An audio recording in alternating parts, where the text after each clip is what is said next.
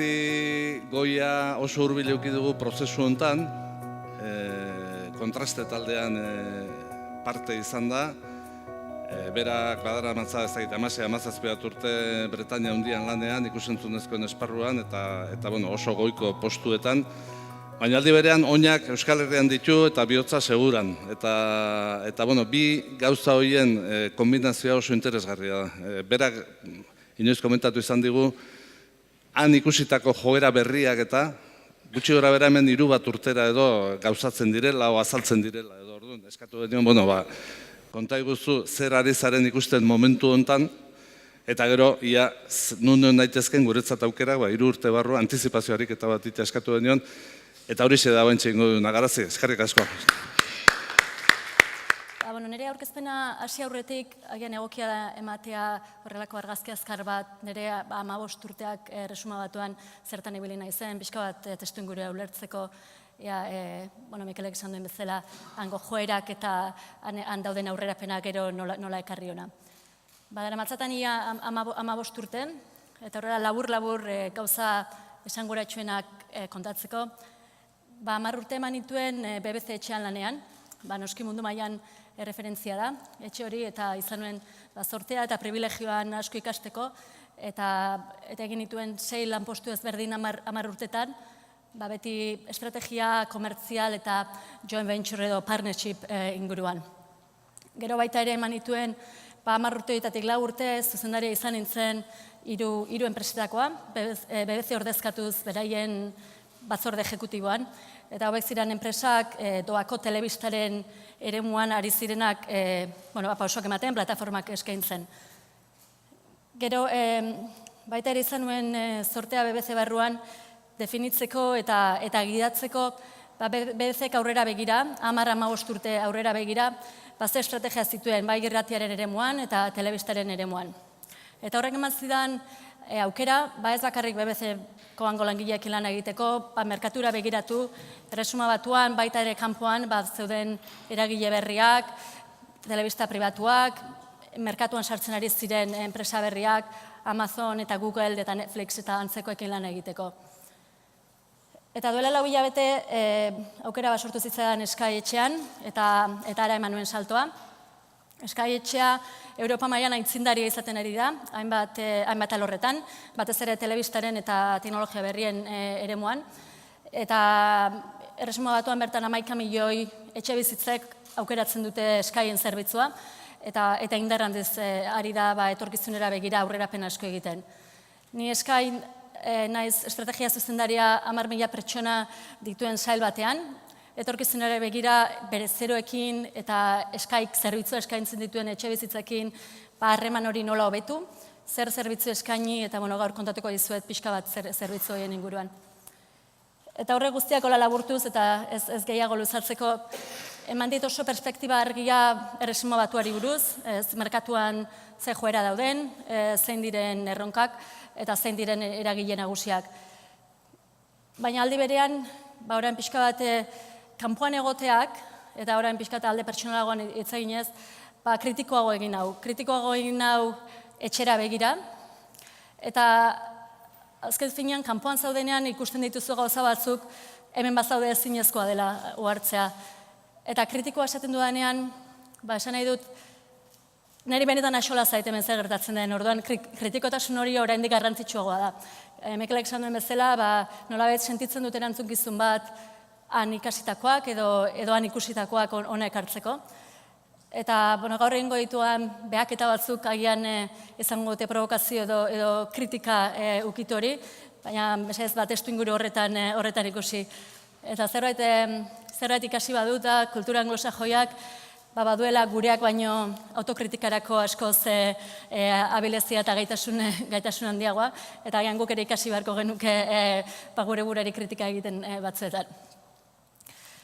Eta hasi aurretik, eta hori oso anglosajoia da, baina egin behar dut adierazpen bat. Gaur azalduko ditudan iritziak eta ikuspuntuan nirea dira, ez dira BBC-renak edo ez dira Sky etxearenak.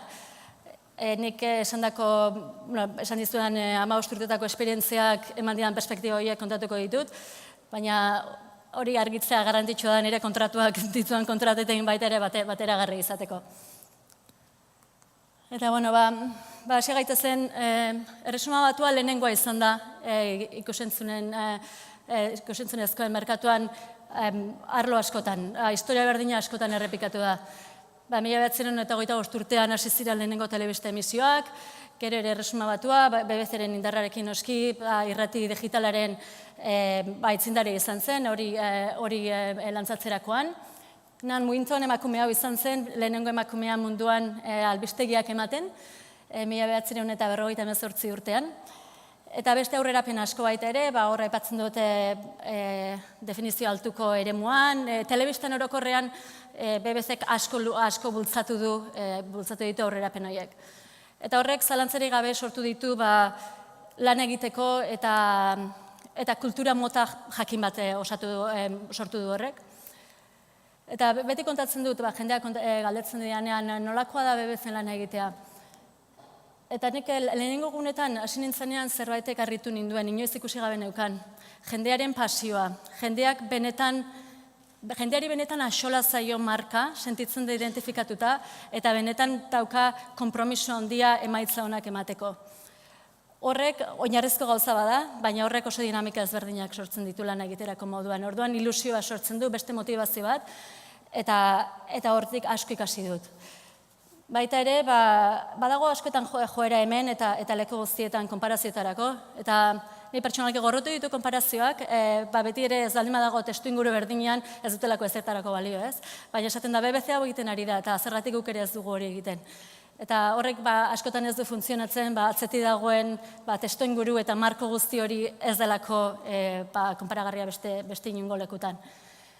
Baina oinarrizko gauza batzuek, lehen aipatzen nuena, jendearen jarrerak, motivazioak, nola antolatzen diren, estrategiak egiteko moduak, horiek berdinak dira hemen, han eta leku guztietan.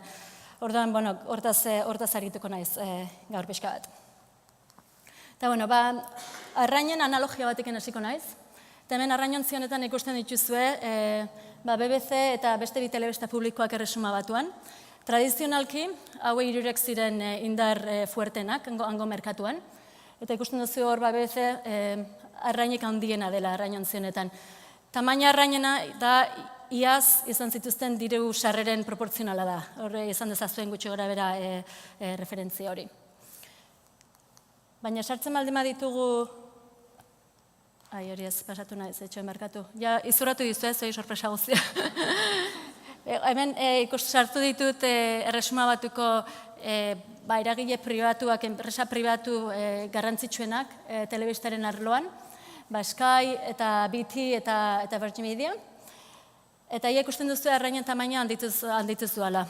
Skyk bakarrik iaz bilioi bat libera gastatu zituen Inglaterrako ligako futbol eskubidetan.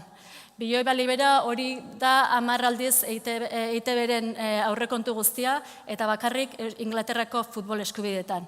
Txapeldunen liga kontutan hartu ezkero, EITB-ren aurrekonta baino 20 aldiz gehiago. Eta bakarrik edukietan eta bakarrik futbolean. Orduan, jakin dezazuen ze eskala diferentetaz ari garen hemen. Baina behin internet sartzen denean, muga guztiak hautsi egiten dira, eta dauzkagu, orain daukaguan merkatuan, kompetentzia ondituzua. Eta daukagu, erronka berriak ekartzen dizkigutea, Ameriketatik datozen etxe guzti hauek, beraien edukiak jendeari eskaintzerakoan. Ia ez da hau arrainontzi bat, ia itxaso bihurtzen hasi da, eta kompetentzia ondituzua. Orduan, BBC-rentzat bakarrik, panorama hau ikustean, presio handia dago, eta lan egiteko modu ezberdinak eta estrategia ezberdinak planteatzen hasi behar dira. Eta azkenik daude, guk deitzen diegunak teknologia erraldoiak, edo Amazon eta Apple eta Googleen antzekoak. Hauek orain sartzen ari dira oso indartsu, telebistaren arloan ez bakarrik edukiekin, plataformak eskaintzen, beste aukera batzuk eskaintzen. Orduan ikusten duzu, Appleen ondoan BBC ez da ikusi ere egiten. Orduan ni testu inguru honetan ari naiz lanean, erronka hauekin, erronka hau dauzkaguna, berez pertsona oso optimista naiz, eta pentsatzen dut, guk testu inguru honekin Inglaterran aurrera baldimagoaz Euskal Herrian zerbait egin dezakegu, beste mota bateko erronkekin, baina baina horrek behintzat han ikasitakoak hona ekartzea eta hemen zerbait aurrera egitea posible dela beti pentsatzen dut. Orduan horregatik nago hemen. Azkar kontatu nahi dizuet, konparatuz duela 10 urte hor bideoan azaltzen bezala zenbat gauza ari diren aldatzen. Eta 3 faktore nagusi nire ikuspuntuz eta esperientziaren arabera ari dira markatzen transformaziorik garrantzitsuena. Dagoeneko aurreko diapositiban, aipatu dut merkatuaren konpetizioa zer lehia dagoen, duela 10 urte 2 edo 3 eragile nagusi zeuden Inglaterran, eta orain munduko eragile guztia daude, presioa globala da, eta horrek beste negozio modelo batzuk eta beste estrategia batzuk jartzen ditu. Duela 10 urte internet irekian eskaintzen ziren eduki gehienak. Eta orain aldiz, Inglaterran dauden 25 milioi etxeetatik, etxeen erdiak hilabetero ordaintzen du gutxienez 60 librea telebista edukiak ikusteko eta edo irrati edukiak kontsumitzeko. Horrek berriro ere sortzen ditu presio ezberdinak, modelo berriak sortzeko beharra. Eta hau guztia zer da, konplexuagoa da dena. Konplexuagoa da dauden araudien inguruan, konplexuagoa da erabili behar diren estrategien inguruan, eta orain dela 10 urte formatzo gutxi batzuk, eduki gutxi batzuk aurkitzea oso erreza zen bezala, orain daukagu gailuen fragmentazioa, eduki guztiak daude ez telebistan bakarrik, gure telefonetan, tabletetan, leku guztietan daude eskuragarri. Eta batez ere gaur kontatuko duena da, kontrol hori nola dago asoziazioa edukiak bidaltzen dituaren artean eta kontsumitzen dituaren artean. Baina askotan ez daukazu izan beharrik, arrainen analogiara itzuliko naiz, askotan ez daukazu arrain handi bat izan beharrik hor zurrunbilo asko sortzeko. Netflixen efektua izugarria izan da Erresuma Batuan. Duela 5 urte lantzatu zen, uste dut hemen eta Espainian duela urtebete edo 2 urte. Orduan, Mikelek aipatu bezala badago 2-3 urteko diferentzia hori. Eta Netflix egia dagoeneko hor ikusten baldin baduzu hor hemen azaltzen dudan grafiko honetan, Estatu Batuetako profilari ja aurre hartzen nahi zaio. Egindako estadistika baten arabera, iaz, estadistika horretan parte hartu zuten jendearen erdiak inoiz Netflixen eduki bat ikusi zuen. Eta Netflixek ez ditu lurraldeka beraien emaitzak argitara ematen, baina, ulertzen denen arabera, 7 milioi etxek daukate beraiek suskripzioa Netflixekin. Eta zein izan dira Netflix eta Netflixen arrakastaren eragile nagusiak edo arrazoi nagusiak? Eta nik askotan erabiltzen dut 3 gauzen erregela hori, baina 3 gauza izan dira Netflixen gauz kontuan. Lehenengo, eduki hona dituzte. Dirua daukate eta inbertitu dute mundu mailako eduki osonak erosten. Eta horrek hasteko jendearen erakargarritasun hori irekitzen du. Gero bigarren, sinpletasuna. Netflix daukan edonork, telebistara joaten da, eta badaki oso erraza da edukia bilatzea, oso erraza da konektatzea, oso erraza da baja ematea. Orduan, edozein negoziotan, eta hori kasi dut BBC-en, eta orain Skyen, gaitasun hori zerbait sinplea enfokatzeko gauza 2-3 gauza argietan eta aurrera egin hori ezinbestekoa da arrakastarako. Eta hirugarren gauza pertsonalizazioa. Azkenean, internet bidezko telebista bada, eta daukate aukera pertsona bakoitzari beraien erara egokituta dagoen edukiek eskaintzeko. 3 gauza horiek, sinpletasuna, pertsonalizazioa, eta edukionak gaur entzungo dituzue nahiko sarritan nire aurkezpenean. Beraz, konturatzen hasiko zarete Erresuma Batuko merkatuan ez dela nahikoa edukionak edukitzea. BBC benetan erronka handiak sufritzen ari da une honetan. Lehen duela 10 urte zituen edukiak nahikoak ziren, jendearen gana iristeko, eta nolabait marka hori sendotzeko, orain ja ez da nahikoa. Zer espero dugu guk han Erresuma Batuan? Espero dugu esperientziak dauka garantzia. Eta hemen adibide batzuk jartzen dizue, jendeak zer espektatiba sortu dituen, jendeak edukiak jasotzen dituenean, edo telebista batetik, edo edukiak zabaltzen dituen etxe batetik. Jendeak jakin nahi du, beraiek ja badakite, zer eta noiz ikusi nahi duten edukia jakin behar dituela etxeak. Modelo hori denentzako eduki berdinak bidaltzenen hori atzean gelditu da. Gero baita ere guk jakin nahi dugu, gure denboran eta gure terminoetan nahi dugu etxe horrekin hitz egin. Nik arazoa baldin badaukat, nahi baldin badut eduki gehiago ikusi, edo kontratua moztu nahi baldin badut, nik nahi dudan unean egingo dut hori. Eta askotan ez dut hitz egin nahi beraiekin, mezuz egin nahiko dut eta hori erreza izan beharko da. Eta orduan espektatiba guzti hauek, hemen adibide batzu daude, baina esperientzia horretan ari gara enfokatzen. Nola egin behar dut eta nire lanaren oinarri sendoetako bada orain, aurrera begira, hemendik 2-3 urtetara, nola eskaini behar du Sky etxeak esperientzia hoberena, merkatuan dagoen esperientzia hoberena.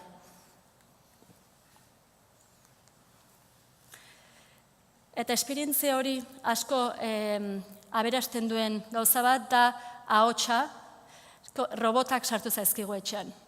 Amazon etxeak Alexa sartu du gure etxean, eta bani etxera iristen naizenean, berak telebista pizten du, salako argiak pizten dizkit, galdetzen diot zer dago gaur gauean telebistan, eta esaten dit gaur gauean zer dagoen telebistan, esaten diot nik zer erosketa egin nahi dudan, eta berak apuntatzen du zerrenda batean. Orduan, sartu digote robot hau konektatuta dago gure etxeko telebista eta beste gailu guztietara, eta zertan ari da hori? Gure datuak biltzen. Big Dataren kontua aspaldiko gauza da, bazakit, pentsatzen du 7-8 urte hasi zela Erresuma Batuan lehenengoz Big Data zentzuten. Orain ondorengo mailara igo gara. Ari gara inteligentzia artifizialaz, robotez eta machine learning edo makina bidezko ikasketaz horrari gara zentratzen. Zeren esperientzia hori pertsonalizatua izan behar du. Ez da nahikoa esperientzia berdina jendearen gehiengoari eskaintzea. Eta badakit hemen ere, gauza asko ari direla egiten horren inguruan, baina gu daukagun erronka da datu gehiegi dauzkagula. Dauzkagu 11 milioi etxe, beraiek egon dira kontsumitzen gure edukiak urteetan zehar, eta ez dakigu datu horiekin zer egin. Badaude, duela 5 urte edo, hasi ziren sortzen datuen zientifikoak edo horrela deitzen direnak.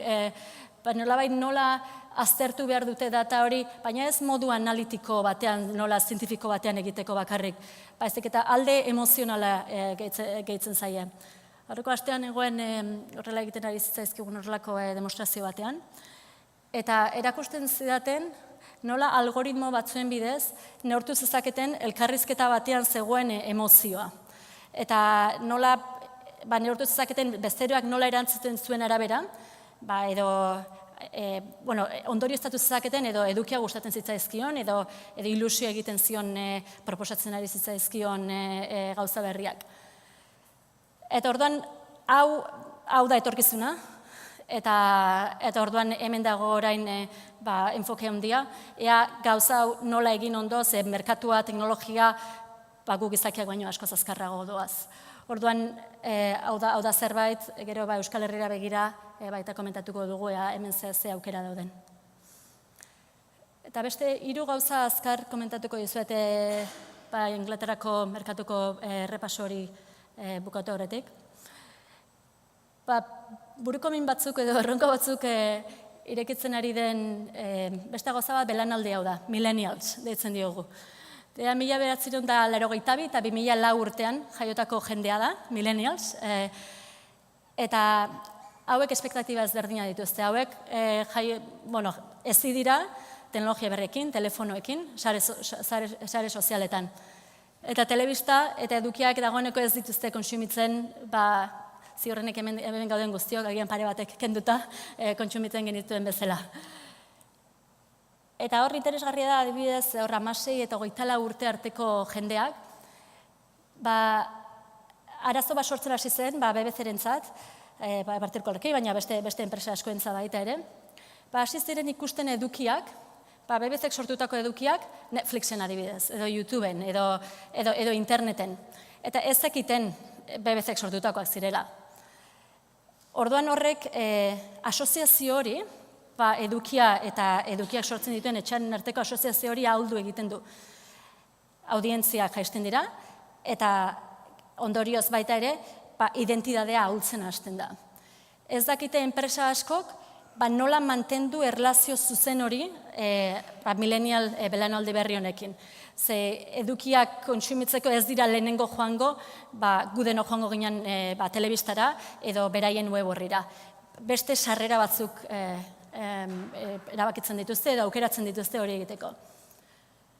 Eta nik uste dut puntu hau oso adierazgarria dela baita ere Euskal Herrirako eta gero kontatuko dugu. Nola mantendu guri audientzien eta etxeen arteko harreman hori, izatea jakina eta jendeak ikustea edo pentsatzea egitea asoziazio motoiek eduki hau etxe honetatik dator eta beraz etxe hau ona da eta beraz berriro ere etxe honetara joango naiz. Eta hemen pare bat estatistika jartzen ditut, baina belaunaldi honen baita ezaugarri garrantzitsu bada oso irekiak daudela beraien datuak jendearekin partekatzeko. Agian gure belaunaldietan zegoen horrelako konfidantza edo zerbaitek eskatzen gintuen agian, zertarako eman barrizkio nire datu guztiak etxe honi edo zer egingo dute. Belaunaldi honek ez dauka hori ez du kuestionatzen. Eta puntu bera azaltzeko beste grafiko bat. Hau pixkat orokorragoa da, nerabeetara zabalduz, baina grafiko honetan erakusten ditut internet bidezko telebista emateko aukera guztiak, aukera garrantzitsunak Erresuma Batuan. Eta hemen ikusten duzue YouTube, nerabentzat hori da erabiltzen duten lehenengo aukera edukiak ikusterakoan. Urte askotan zehar, BBC aurretik ibili zen, Netflix baita ere oso fuerte datorrela ikusten duzue, baina hori oso garrantzitsua da. YouTubeen modelo negozioa oso ezberdina da telebista tradizionalena edo ikusentzunezko telebista tradizionalena. Eta hori ari da presioa jartzen. Baina Erresuma Batuan hau guztia entzun da ikusi duzue aipatu dut kompetentzia zein gogorra den, baita globalizazioaren ukitu hori, audientziak zer espero duten, baina kezka bakar bat daukagu, kezka badaina gehiago, baina nagusiena da Amazon da gure kezkarik handiena. Horrenik ez dugu gurera ingo salto. Amazon gehiengoak ezagutu genuen denda elektroniko bat bezala, baina orain arlo guztietan sartu da. Erresuma Batuan telebista proposizio bat daukate, telebista plataforma bat daukate, hor erakutsi dizudan bezala robotak sartu dizkigute etxean, daukate, eta gehiena garrantzitsuena dena, daukate gure informazio izugarri. Nik liburu asko erosten ditut Amazonen, erosi izan ditut betidanik, eta beti egin dizkidate gomendioak, liburu hau erosi nahi duzu, eta ni beti oso aula naiz, beti erosten dut ez, esaten dut, hau erosi alde mazen duen hau ere erosi dezakezu eta hori ja bazaukaten informazio hori niri buruz. Baina orain ja badakite zer telebista eduki ikusten ditudan, erabiltzen dut beraien plataforma, telesaiak eta internet bidezko edukiak ikusteko. Gero baita ere ez dakite hemen albistea egingo zen, baina duela gutxi Whole Food estatu batutako merkatu edo denda ekologikoa erosi dute. Eta orduan horrek zer esan nahi du, ja badakitela baita ere astero zer erosketa egiten dudan, eta baita ere badakitela larunbat goizetan ara joaten naizera gosaltzera. Orduan, datu guzti horiekin, inok ez dauka bere, eta arlo guztietan, inok ez dauka bere daukaten gaitasuna, merkatuko erronka hori aurre egiteko. Baina hori gainera ez da garrantzitsuena dena da, beraiei ez zaiela inporta galtzen hastea. Ingelesez termina deitzen da loss leader, berai dirua daukate. Orduan berdintzaile inbertsio egin eta hasieratik dirua galtzen baldin badute. Garrantzitsua da lehenengoa izatea, eta lehenengoak izaten ari dira hemen. Orduan, hau da gure Inglaterrako enpresa handien kezka handiena. Eta hau ona dator baita ere, eta dator beste merkatuetara. Eta egin dezagon ez da oso ondo ikusten, baina hor egin nuen mapa bat Euskal Herrira salto egiteko, goazen Euskal Herrira salto egitea. Bueno, konparaketa azkar bat egingo dut, agian ez da justua edo ez da, ezin dira hemen dauden dimentsio guztiak 20 minutuko elkarrizketa batean edo aurkezpen batean azaldu. Baina hemen badago, askotan esaten dugu, hemen ezberdina gara. Hemen guk gauza beste modu batera egite ditugu. Ezberdina gara, baina ez gara hain ezberdinak testu ingurunetan. Azken finean hau telebista da, hau irratia da, hau edukiak dira, eta hau entretenimendua da. Orduan hemen baditugu beste arazo batzuk edo beste oinarrizko tentsio batzuk, baina arlon eta hori estrapolatzea telebistara ez zaite egoki iruditzen askotan, bentsate aitzakia nahiko ahula izan daiteke. Komentatu ditut lau arlo horiek, bai merkatu audientziak, innovazioa eta esperientziak, eta egingo dut nire ikuspuntua nola dagoen Euskal Herria Erresuma Batuari begiratzerakoan. Merkatua noski hemengoa ez da hain heldua, pixkat atzerago gaude, 2 edo 3 urte atzerago, baina tira, ona ere aurrerapen horiek badatoz. Orduan, nik hau ikusten dut aukera bezala, nun enfokatu beharko ditugun, zer gauzetan begiratu beharko genuken. Agian, nire ikuspuntua da, kanpora begiratzeko joera hori handitu egin behar dugula. Gehiago kanpora begiratu, baina kanpora begiratze hori taktikoa izateko, ez kanpora begiratu zabalean, hemen askotan badago ikerketarako eta horrela joera handia. Hori ere garrantzitsua da, baina nik uste dute dela inflexio puntu batean hemen, enfoke hori askoz taktikoagoa izan behar dela eta begiratu behar dugula zer daude 2 edo 3 gauza han funtzionatzen dutenak. Badago esera bat inglesez, eta itzulpena zaketik guztiz ondo funtzionatzen duen euskaraz, baina da esaten da guk ez aldin badugu egiten guri egingo digute. Eta kontua da bai audientziak hemengoak eta hangoak berdinak dira. Hemen konektatuta gaude mundu honetan, berdin da non zauden, edukiak eskuragarri daude leku guztietan. Orduan horregatik hemen esaten dut da, audientziak azkarrago goaz, gurea da orain hemen zerbait egin behar dugula, gauzak beraiei eskaera bat eta estrategia batzuk definitzeko. Innovazioan, aipatzen hasi naiz hor, nire behaketatako bat da, bai hemen eta Europako beste agian lurralde txikiagoetan, badaukat esperientzia 2 urtetan egon nintzen Europar Batasuneko telebista publikoen batzorde batean. Ikusiz zein diren beraien kezkak edo erronkak. Eta askotan badago joera bat begiratzeko, ikerketan hasiko gara oso zabal, baina gauza asko egiten. Hori agian duela 10 urte hori biablea zen edo bazegoen denbora gehiago. Orain ez dago denborarik. BBC berak duela 10 urte agian beraien ikerketa arloak zituen 500-600 pertsona. Azken urtetan moztu egin dute, agian 200 pertsona dira, dinamikak aldatu egin dira. Ez dago ikerketa zentru handi bat eta horrek markatzen duela batez ere merkatuko presio komertzial guztiak ez ditu ikerketak erantzun. Orduan askoz, innovazioan guk edo nire esperientzianan enfokea horrek aldatu da startupetara eta benetan mundu mailan liderrak diren enpresa txikietan horiekin egin partnershipak edo aliantzak. Noski horreka batean, ez, ikerketa baita garrantzitsua da arlo batzuetan, baina ez benetan egin behar baldin bada aldaketa bat, nik uste orain Euskal Herrian bezala, inflexio puntu horretan gaudenean, zerbait azkarrago behar da, erantzun handiago behar da. Pauso txiki asko egin ordez, egin ditzagun 2 edo 3 pauso, baina handiak direnak, eta benetan zentratuak eta helburu jakin batera eramaten gaituztenak. Eta azkenengoz, esperientzien inguruan,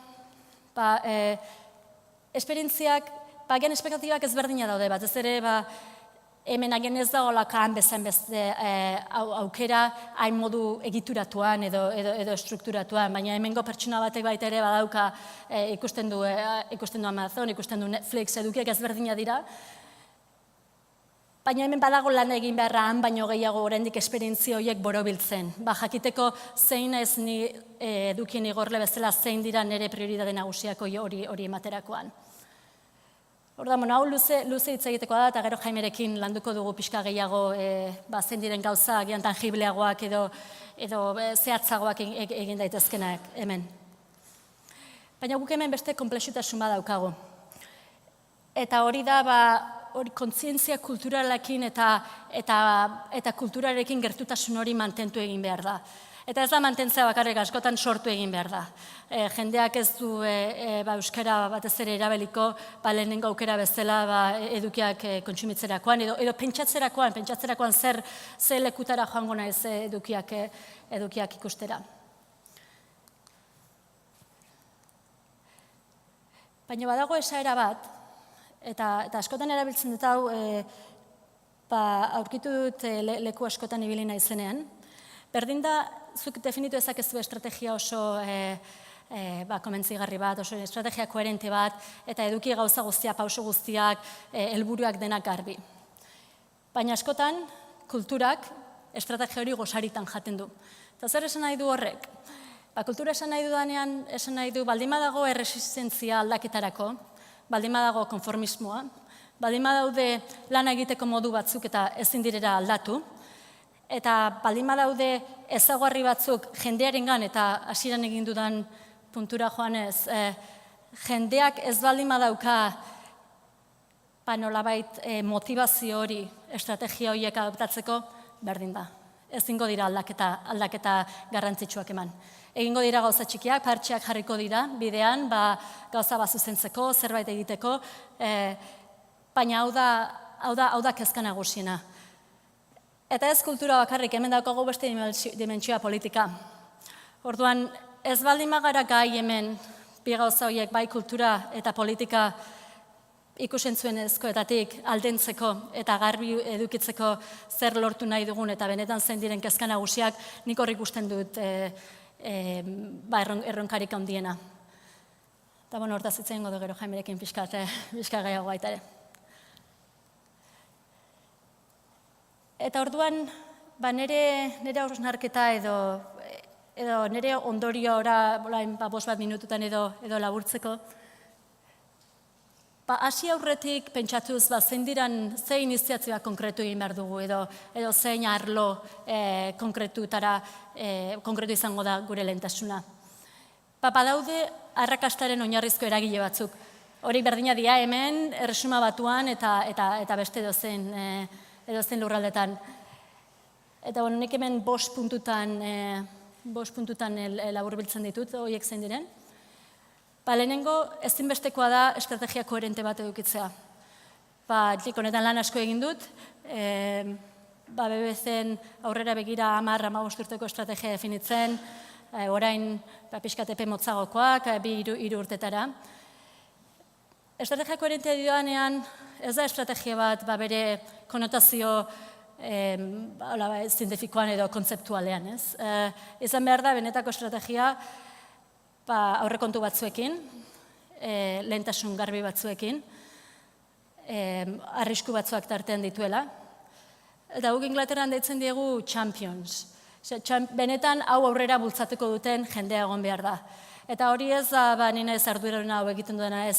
Benetan eri eman behar didazue, erantzukizuna hau egiteko aurrera bultzatzeko diruarekin aldaketak egiteko preste egon da. Eta hau izan da, egin duguna arrakasta izan duten iniziatiba guztietan. Eta naizari eskala handiko etxe hauetaz bakarrik hitz egiten. Zuzendarian nintzen beste enpresak 250 pertsonakoak ziren. Eta metodologia edo enfokea berdina da. Oso garbi eduki behar da, ez jakitea iritsi garela, baizik eta bide hortan goazela, eta bide horretan egon behar dela erantzukizun hori erantzuteko, baina denbora guztian. Baita ere, agian hemen Euskal Herriako erreferenteagoa den kasuetan, Eskozian lantzatu zenean galeazko kate bat, 24 orduz hango dialektuan. Benetan asko ikasi nuen hango jendearen gandik. Ikusten duzun arte ez zera konturatzen benetan zer motivazioa eta nola borrokatzen zuen jendeak lortu nahi zutena lortzeko. Eta orduan badaude, adibidez edo esfortzi etxeak Galesen, ze aurrerapenak egin dituen aurrentzako edukietan. Eta hor badago beti estrategia hau edukitzea, baina esan dituna ez papelean, gero beretan akzioekin eta aurrera egiteko hori beti izan da konsistenteki errepikatu dena proiektu guztietan. Behin estrategia hori baldin badaukagu, hurrengo mailan joaten gara enfokean un egon behar dan. Eta hor dago kontua tradizioa eta apostu berrien arteko tentsio hori, ez? Noski egongo dira testuinguru batzuk, marko batzuk, iraganetik datozenak, eta horiek ezin dira batean hautsi, eta horrek markatzen du tradizioak lan egiteko modu bat. Nik uste orain hemen Euskal Herrian, eta batzuan pentsatzen dut, beranduegi ote da, eta ez da beranduegi, baina apostu berri horiek oso enfokatuak izan behar dira. Oso enfokatuak, lehen esaten duan moduan, bentzan ere iritziz. Ez oso txikiak norabide batean, eta ez dakigula zehazki zein den norabide hori edo zein den helmuga. Lehenengo helmuga markatuko dugu estrategia horrekin, baina gero, zein dira egin behar ditugun 2-3 gauzak benetan diferentzia bat markatuko dutenak. Zein dira 2-3 gauza horiek, gure audientziarekiko lotura hori lortuko dutenak. Baina ezberdinak izan behar dira, ez du balio zerbait aldatuko dugu edo eben aldaketa bat egingo dugu, horik ere egin behar dira. Baina askotan ikusten dut gabezia hori, lehen aipatzen duen kultura eta politikarek horrek sortzen duen tentsio horren ingurutik. Eta behin, estrategia bat baldin badaukagu, baldin badauzkagu 2-3 gauza egin behar ditugunak, eta hemen pluralean ari naiz, baina badaude noski enpresa batzuk, agian elkarlanean hobetu daitekeena beraien arteko dinamikak edo beraien arteko lehentasunak ezartze hori, agian sinergia gehiago egoteak enpresa guztien horien artean. Ez naiz ari hemen EITB-ez bakarrik. EITB da eragiletako bat, eta gero daude kultura arloan, komunikabideen arloan, beste gauza asko, baina azkenean zein da hor da sinergia komuna daukatena, eta nola egin behar dituztea apostuak elkarrekin. Hori eginda baldin badaukagu, nire ustez edukiak eta igorlea uztartze hori benetan oinarrizkoa da hemen. Hemen, askotan nire irudipena da, jendeak edukiak euskeraz ikusten baditu edo entzutzen baditu ja garaipen txiki bada.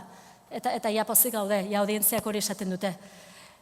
Baina, sinesten baldin baduzue joera nundi datorren eta hemendik 2 urtera nola izango den, zer gertatuko da EITB-ren edukiak edo Euskal Herriko produktora bateko edukiak YouTubeen ikusten hasten direnean edo beste kanal batzutan ikusten hasten direnean, eta ja ez dakitenean ez da EITB-tik datozela. Nola sortzen da identitatea ahultzen joango da, eta hori ezinbesteko zaigu hori fuerte mantentzea. Orduan, hemen ikusten duzu, pixka kritiko moduan nabil, baina askotan horrelako elkarrizketa konstruktibo bat sortzeko, hori da nire helburua. Audientzien ezagutzaz, hau da Big Dataren kontu guztia. Ziur nago, lan asko egiten dela audientziak ezagutzeaz, baina hau esaten dudanean ari naiz audientziak ezagutzeko modu ezberdinez. Ez da modu tradizionalean zer ikusten dugun, zein diran, zein dan xera, zein dan, nola joango gara urrengo mailara, nola erabiliko ditugu startupak, nola erabiliko dugu beste lurraldetan dagoen esperientzia, hobetzeko benetan, jakiteko zein dira, zein audientzietan enfokatu behar dugu orain daukagun problematika hau konpontzeko. Eta azkenengoz, garapena edo diferentziazioa hor innovazioaren arlo horretan, dagoeneko aipatu dut, ez daukagu ez hemen ez zinun berriro ere gurpila asmatu beharrik, pixkat atzerago goaz, orduan oportunistagoak izan gaitezen gauzak aukeratzerakoan, aliantzak egiterakoan, eta enaiz ari begira, etxe hundiei begira bakarrik. Europa mailan gauza asko egiten ari dira, batez ere EITB konparatuz zerbitzu publiko txikiagoekin, hartu dezagun, kopiatu dezagun egin dutena. Ez daukagu denbora pasatu beharrik ebaluatzen hemen zer da, baina benetan lotuz berriro beti goiko puntura, ez? Estrategia horre garbi eduki behar du, aurrekontu bat badagoela inovaziorako, baina ez aurrekontu bat albideratuko digula pauso txikia ematea, ez. Benetan, axola baldin bazaigu hau, beste modu batean egin behar dugu lana. Mila esker.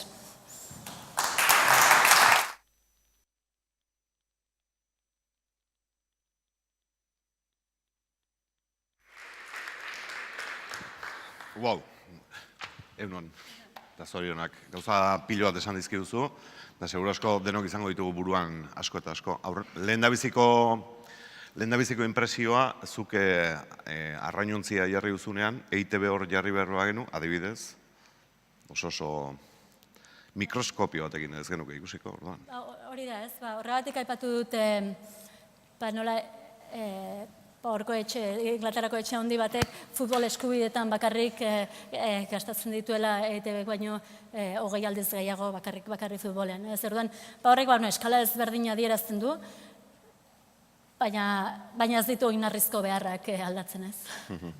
Tira, esan duzun guztitik, eta hemen gaudenok begiratuta, ez dakit, lehendabiziko impresioa da denok etxera joan beharko genukela. Gauza bategatik, eskola zaharreko jendea garelako. Eskola zaharreko jendea garelako, guk lan egin dugu moduak eta gauza horiek, baina bukatzear daudelako. Eutsi nahi diogu, arresiak jarri nahi ditugu, baina arresiak erortzera doaz. Hori alde batetik, Big Dataren kontu guztia aipatzen duzunean, badago gure arteko seguru asko, salbuespenak izango dira ez, baina gure belaunaldiari asko kostatzen zaio datuak ematea. Etzaigu gustatzen dendetan eta tokietan eta sarrera bat erosten dugunean edo gure datuak zehat hori bukatuta dago, urrengo belaunaldiek. Beraz, zuk eskatzen diguzun transformazio horretarako ez dakit prest gauden. Baina, nik hori esan dudanean eta pixka provokazioa eta da muturreko konparaketa da, ez? Eta ez da errealista pentsatzea, hemendik 2 urtera, hemengo merkatua izango dela angoaren berdina eta hori horrela da. Zenbat urtera izango da hori? Bi ez, baino... Nik esan nahi duna da, azuk hasieran esan duzu hor, guk lan egiteko moduak edo guk eskola zaharrekoa garela. Baina beste merkatuetan ere, Inglaterran baita ere ez zituzten batean kalera bidali 40 urtetik gorako jende guztia, ez? Nik uste hor garrantzitsua izan dela nola erabili jende hori, baina gero perspektiba ezberdinak ekarri.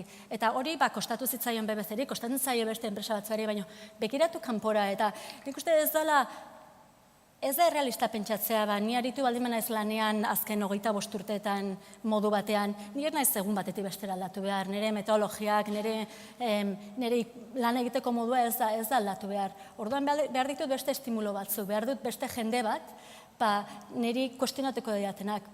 Eta batzuetan ez dira bateratuko gure ideiak, baina erabiltzen dute 80-90-eko erregela hori ez, ahaztu gaitezen 100-az, beti ongo dira modu batzuk, jende batzuk ez direla aldatuko, baina lortzen ari delako uztan, orduan hemen noski lortuko dugula jendearen transformazio hori, baina pixka mentalitate kontua da, eta hor nik uste denok egin behar dugula hausnarketa bat barrura begira, ni nola aldatuko naiz edo zer eskatzen diot nire zuzendaritza taldeari edo zuzendaritza talde horrek nola karriko dizkit niri estimulo berriak edo erronka berriak. Ez baldin badago inongo malgutasunik aurrekontua aldatzeko, ez daukazu ez da jendetara joan berrik, hor bukatzen da, ez? Gehien aipatu duzun hitza, eta normala da gainera, estrategia da. Eta berbada guri falta zaigun zerbait, ez? Estrategia bat, pentsatzea, etorkizunera, eta ze apustu egingo ditugun. Nirean hor pixka baita ningola estrategia asko egiten dudan, orduan ateratzen da, naturalki ateratzen da ez, baina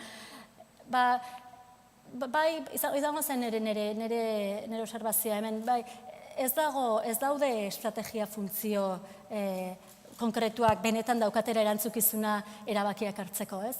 Estrategia gehiago da kontzeptualagoa edo teorikoagoa. Egin dezagun ikerketa edo, egin dezagun hau da helburua, baina gero hor gelditzen da.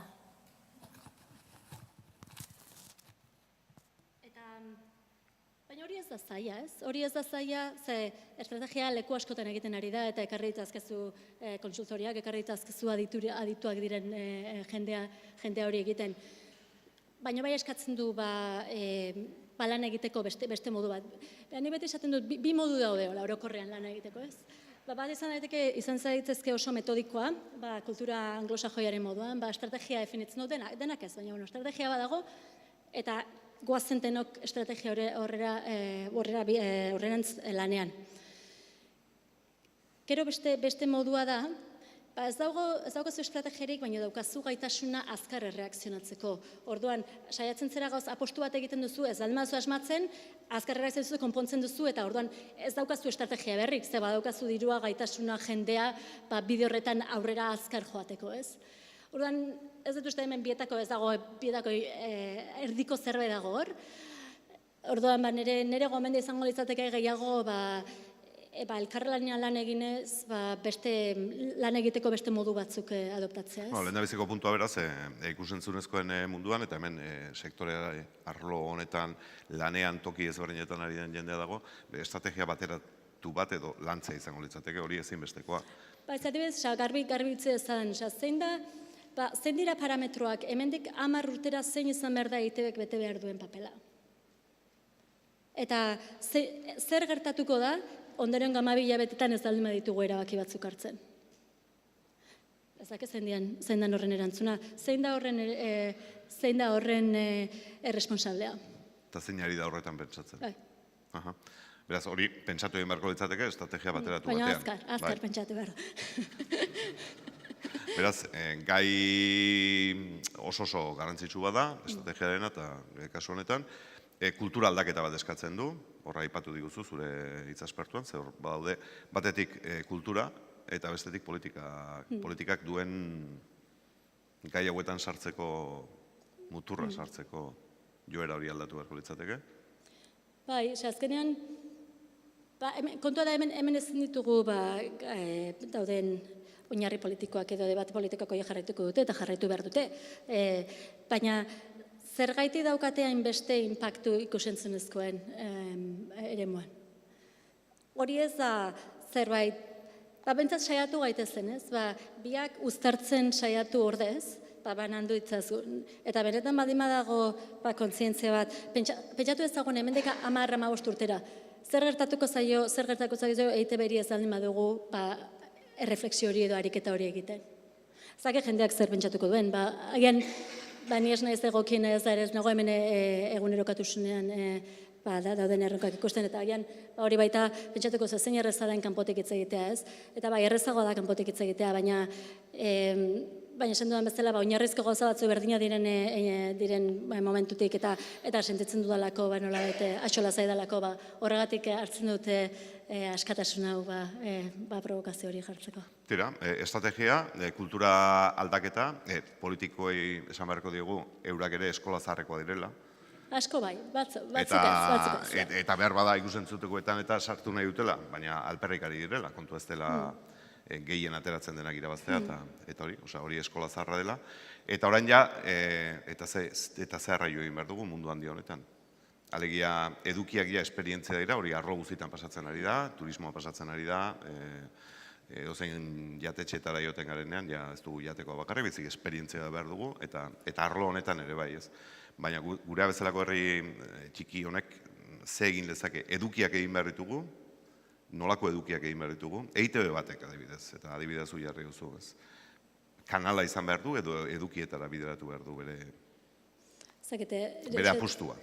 Ez dago soluzio magiko hori, bestela ez nintzen hemen egon gaur aurkezpena egiten, dagoeneko eman da edukiko nuen zein zen soluzio hori ez, baina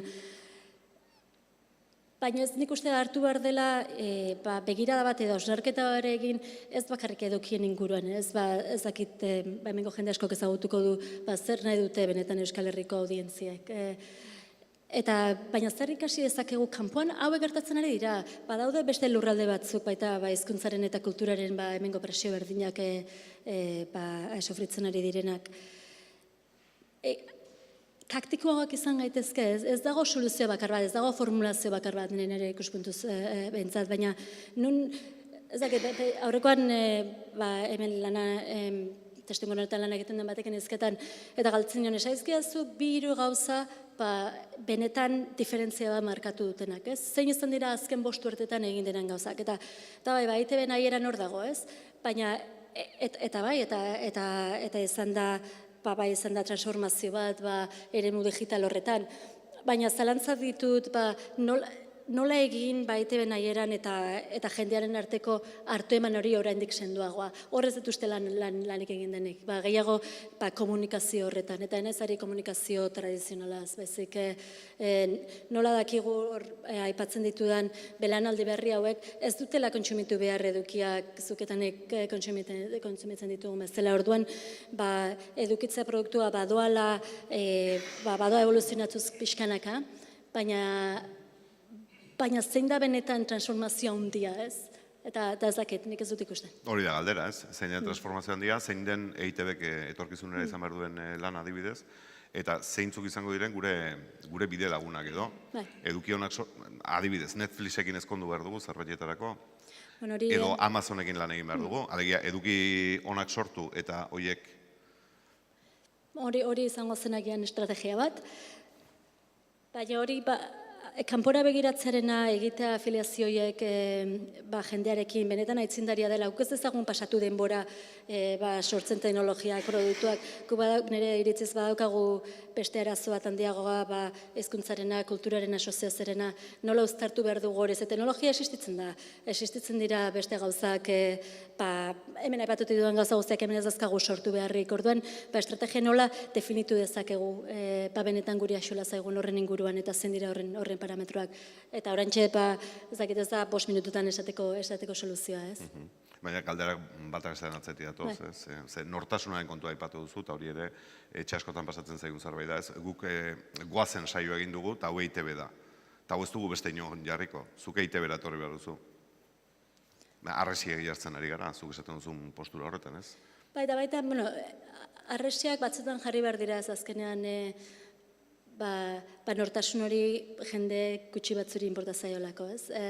Baina arresia jartzen baldin baditugu, benetan ari gara, ez dakit nola funtzionatzen ari den momentu honetan hori, baina bazkagu guk hemen mekanismo batzuk EITB horietako bada, edo gailu batzuk, edo beste iniziatiba batzuk, nola erabili ditzazkegu askoz modu eraginkorragoan. Noski ezin dugu pentsatu egun batetik bestera den aldatuko denek, eta jarraituko dugu horrelako edukiak egiten. Baina zer gehiago, zer dira diferentzia handi horiek. Zuk apustu egin behar bazenu, kanaletan baino, edukian jarriko zenuke dirua? Ez dakit. Azken nik uste, urte asko darmatatzen mendik kanpo, baina jarraitzen dute gertutik hemengo eduki batzuk. Edukiak nahiko txukun egiten ditugu, ez? Jendeak egiten dituguna batez ere euskeraz, gustoko ditu, edo, hortan asmatzen dugu modu batean edo bestean. Nik uste ez dugula asmatzen beti, horiek zabaltzerakoan gehiago kanaletan edo, ze plataformetan edo nola heldu behar gehala audientziatara beste modu batean. Eta baina, komplexuagoa da, ez? Nola uztartu behar dituzu guk eduki batzu ditugu, eta eduki horiek egiten jarraitu behar dugu, ze hori dira azkenean gure nortasunaren parametro garrantzitsua definitzen dutenak. Noski badago ikasteko beste eduki batzuk nola egiten diren beste lurralde batzuetan. Baina ni beti joaten naizen galderara, zer gertatuko da ondorengo 12 hilabetetan ez baldin badugu, edukiak sortzeko modu berdinan jarraitzen baldin badugu, ez baldin badugu egiten innovaziorik arlo batean benetan inbertsioa eginez, eta eduki gabe zein den hemendik 2 urtetara nola iritsi nahi dugun helmuga hori. Eta ez dauzkat erantzunak. Eta ez dauzkat erantzunak, ez dakit jendea dauzkan erantzunak, baina pentsatu nahi dut erantzunak baleude, zerbait egingo zela, edo bestela lehen aipatu dudan gosaritan jaten ditu bestela erantzun guzti horiek politikak eta kulturak. Hala ere, erantzun honak izateko beti, lehendabizi galderak egin behar dira, eta galderak ondo formulatu. Bai, eta hor jendearen lehen aipatu dut ez, jendeak benetan sinesteko egiten ari zaren horretan, eta agian zuetanik, ibili gara arlo honetan urte asko darmatzagu, eta axola zaigu nortasunaren kontua, axola zaigu zer gertatzen den euskarazko komunikabideekin. 16 urteko batek ez du berdina pentsatzen, beste referentzia batzuekin ez da. Orduan, aldatu, referentzia ezberdinak, perspektiba ezberdinak ekarri beharren gaude ez, eta Eta hori ne uste neurri txiki batean agian egiten ari dela, baina oso neurri txikian. Pixkate beste agian provokazioa jarri zen, baina kanpora begiratzen dugu Finlandian zer egin den eta ekartzen dugu formatu bat. Zergaitik da hori formatu ona? Zergaitik ez baldin badago marko orokorrago bat hori aztertzerakoan. Beraz, ez dakit, hizketan ari zaren zera honetan, edukietan apustu egin beharko genuke, audientzian ezagutzan zalantzari gabe, berbada orain egiten duguna baino gehiago, naiz eta horre talka pikin bat izango dugun, datuen kontu horrekin. Irratia ez duzu aipatu erekin, ez dakit bukatuta dagoen? Honek irratian,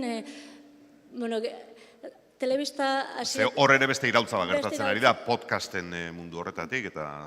Baina tankera honetan. Bai, tankera horretan. Agian nik uste telebistan dagoelako beti diru gehiena edo han egiten delako aposto gehiena beti irratiak agian ez modu justu batean, baina beti bigarren plano batean gelditzen da.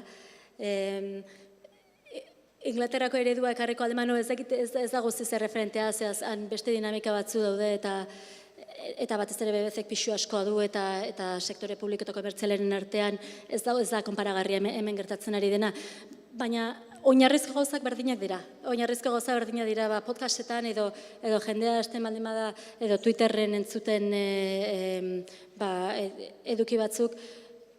Nola ziurtatzen dut gero pertsona hori joaten dela EITB-ren web horrira edo nola ziurtatzen dut berriako web horrira joango dela Twitterren albiste bat entzuten duenean, irakurtzen duenean. Galdera asko xamar.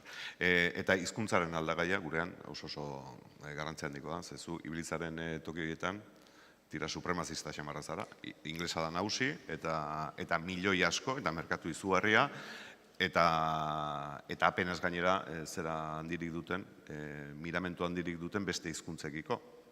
Hori ala da, eta horregatik konparazioak azkenean provokazioa dira, ez? Eta horregatik ez da zilegi askotan esatea guk egin behar dugu BBC-ek egin duena edo Amazonek egin duena. Baina gero hor tartean badaude baita Galesko kasua, ez? Galesen esforzik egin duena, benetan miresgarria da, hango audientzia hemengoa baino txikiagoa da. Eta baina asmatu dute oinarrizko gauza horietan. Horra aipatu ditudan 5 gauza horietan hor asmatu dute. Eta jarraitzen du, finanziazioa jarraitzen du, aurrekonte jarraitzen dute, eta ez jarraitzen dute maila berdinetan, baizik eta handituztuaz. Gero baita ere horre Europa ekialdean dauden beste lurralde batzuetan antzeko erronkak dituzte. Ez daukate agian hemen daukagun euskara eta gaztelaniaren arteko hain tentsio fuerte hori, baina badago ikasteko. Eta honekin ez dut aipatu nahi hemen ez dugula kanpora begiratzen, gehiago begiratu beharko genukela esaten ari naiz. Tira, baina zailtasun nabarmen badago, ez euskaraz, produktu erakargarriak itsaso handi horretan kolokatzeko, ez? Bai, baina azkenean orduan, noski bai ez, baina orduan bi gauza daude edo zerbait egiten dugu orain edo ez dugu egiten. Orduan ez dago tarteko zerbaitekin joan da nik uste ja borroka galduta dagoela. Orduan ze hizkuntzaren tentsio hori edo hizkuntza hori mantendu beharra eta indartu beharra hori barrenean daramagun zerbait da. Orduan hori nolabait hori erabili errealitatea da hori.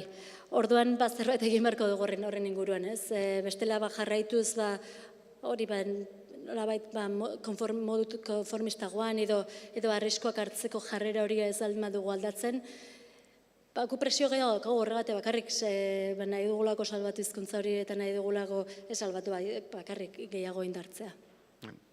Eta euskaraz gauza interesgarriak eta erakargarriak sortu nahi ditugulako, ez?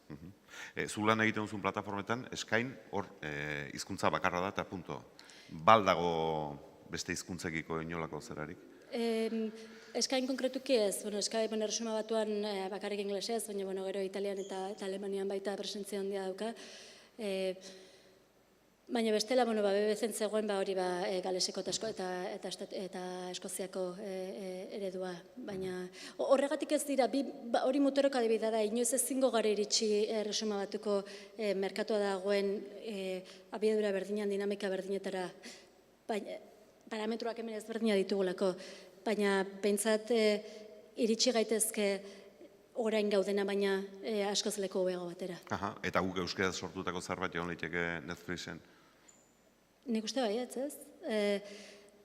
Edo, bueno, hori izan gabe helburu nagusia, hori baldin bada helburu nagusia, bai, eta hori baldin bada... Zuk esan duzulako, estrategikoki apustu sendoak egin behar ditugula eta handiak. Bai, Pauso txiki asko baino... Bai, agian Netflixena izan daiteke adibide bat, baina gehiago ulertuz, audientziak, ez dakit hemen Netflixak ez daukan bezain arrakasta handia kaso edo, baina zer egin behar dugu Twitterren. Zer egin behar dugu Twitterren euskarak indar gehiago edukitzeko edo YouTubeen. Baina ez bakarrik bideoa jarri eta daudela bideoak jendeak eskuragai. Nola egin behar dugu jendeak asoziatzea YouTubeen dagoen eduki bat benetan nondi datorren eta nola kontrolatzen dugu hori, nola neurtzen dugu hori. Ez dakit, beste galderen bat daukazuen, ari mutur asko dauzkagu, baina demorazia, edo bestela kaferen hitzorduan.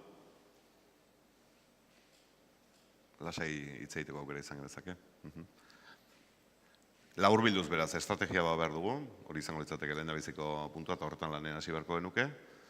Gure lan egiteko kultura eta gauza horiek pitin bat berritu beharko genituzke, eta politikoen atzapar horiek findu egin beharko genituzke, edo behintzat distantzia batera mantendu. Tradizioa eta apustu berriak ondo pentsatu beharko genituzke, edukia eta igorlea ondo uztartu, alegia audientziaren ezagutza sakon eta potente batekin, eta gero zertan izango garen gu ezberdin, beti izango garelako ezberdin, ez, erabatera edo bestera. Hori laburpen oso egokia. Ze horrek esan dagoa, dena lapurtuta, garatziko ja, benetan eskerrik asko. Eta segi horrela, asko ikasiz eta lan asko ginez kanpoko merkatuetan, baina sustraiak Euskal Herrian izanez eta ona begiratuz eta gauzak ona ekarriz. Noski baietz, ja.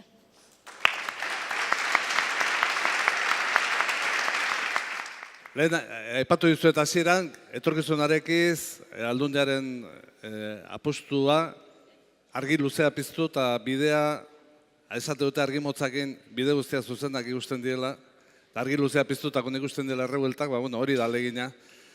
Eta gure, hasieratik, Gipuzkoa etorkizunarek izen plantamentuan, hasieratik egon ziren 4 proiektu, 4 laborategi, 4 esperimentazio gune, eta bat, hain zuzen da, gurea, euskerazko ikusentzunezkoena. Kezka batetik abiatuta, ikusentzunezkoetan galtzen ari gara. Ikusentzunezkoetan, batez ere, belaunaldi berri begira, galtzen ari gara. Duela 10-15 urteko belaunaldiak interneten uholde edo olatu bati oso ondo erantzun zion, Twitterren, Wikipedian, horietan ondo erantzun genuen, eta berez, zenbait esparrutan euskerak posizio hobea du mundu errealean baino, beraz, hor euskal komunitate digitala indartsu agertu zen, baina momentu hontako olatua nekez ari gara harrapatzen. Ikusentzunezkoetan oinarritutako olatu hori nekez ari gara YouTubeen eta bideojokoetan eta zen hor gabezia handiak ditugu. Kezka horretatik abiatu zen laborategi hau.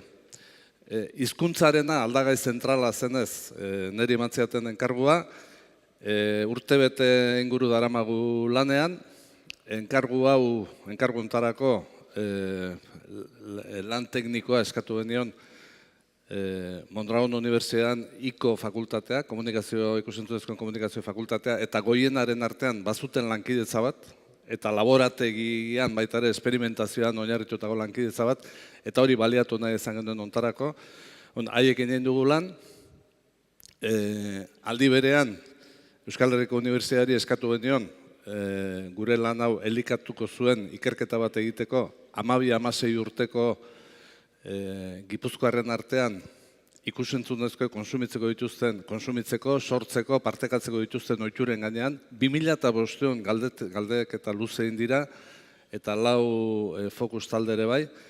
Horren emaitzak oantxe moldatzen ari gara. Datorren saioan, urriaren 31ko saioan, aurrerapentxo bat azalduko dugu, beste zenbait informazioaren artean edo trukatzeko esperientzien artean, horretaz ere itzengo dugu, dena den azterketa horren emaitzak egongo dira danon eskuragarri, laizter baten, eta emango du ez bakarrik laborategi hontarako izango da material oso ona beste zenbait ikerketa eta beste zenbait erabakitarako. Hori ere egin dugu, gero sektorearekin, zuetako askorekin egon gara, nik uste 80 gorako elkarrizketa egin direla patxadaz eta hortik atara da informazio asko. Ikus-entzunezkoetan badugulako sektore bat, sektore indartsu bat, zineman du momentu honetan, olako loraldi importante bat eta oso pozgarri bat, baina badugu ikus-entzunezko sektore bat eta planteamentua etzan ezer ordezkatzea, baizik eta dagonetik abiatuta, dauden premietatik abiatuta, erantzun berriak, erantzun egokiak ematea. Horren lanketatik etorri da identifikatzea nun eta zer eta nun dauden lehentasunak, pixkatia garaziren estilora jarrita, nun jo behar diren apustu sendoak, eta hortik irten da, gaur Iban Arantzabalek emango digun gero erantzuna, nolait, laborategi egonkor baten premia. Hau da, egin ditugun beste laborategi batzuk, etorkizunarek ezeko beste laborategi batzutan, egon da aukera isolatzeko eta nolait simulazioak egiteko. Enpresa esparruan edo kontziliazioan edo talde batzuk isolatu eta hor simulazio baten, ondorio horiek berriz ere mundu errealera eraman. Guk egin dugun guztia mundu errealean egin behar izan dugu, egin dugu, hala suertatu dalako.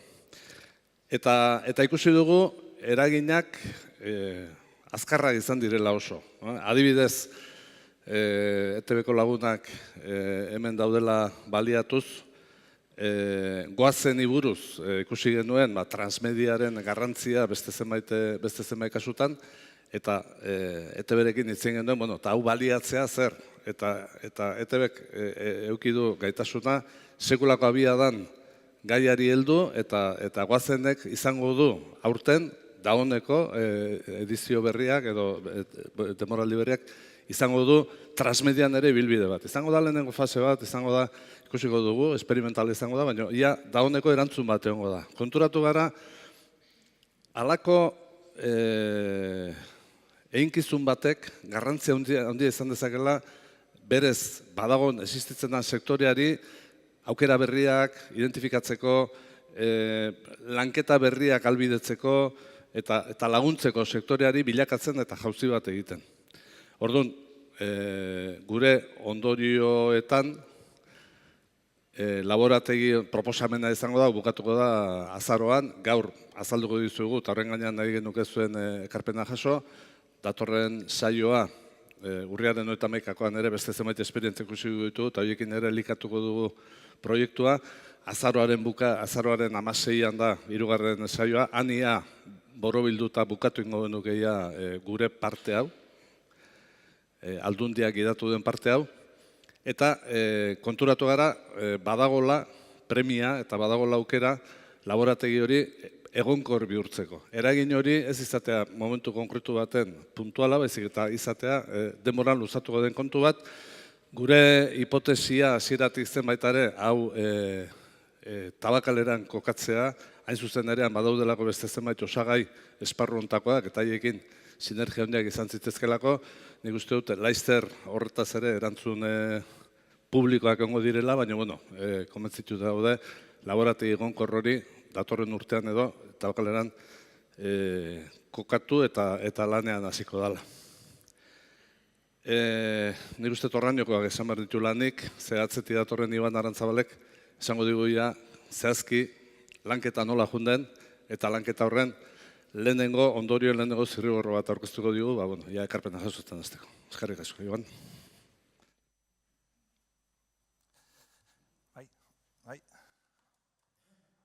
Ez da entzuten, ez da?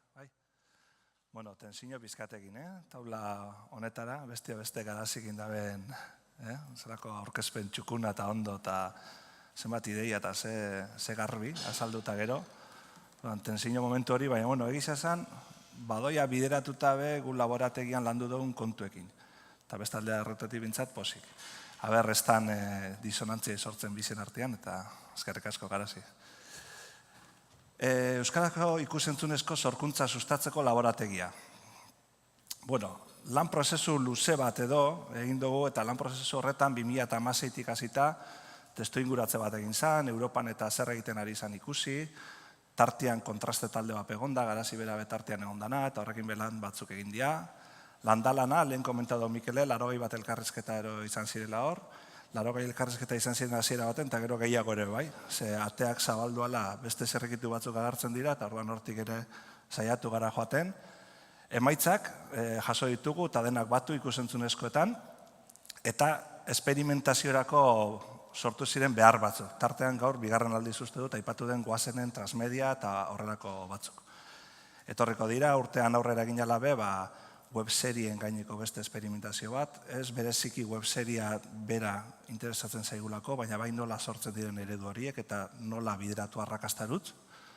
Hainbat esperimentazio berri izango dira, eta esperimentazio horretako bat laborategi hau ere.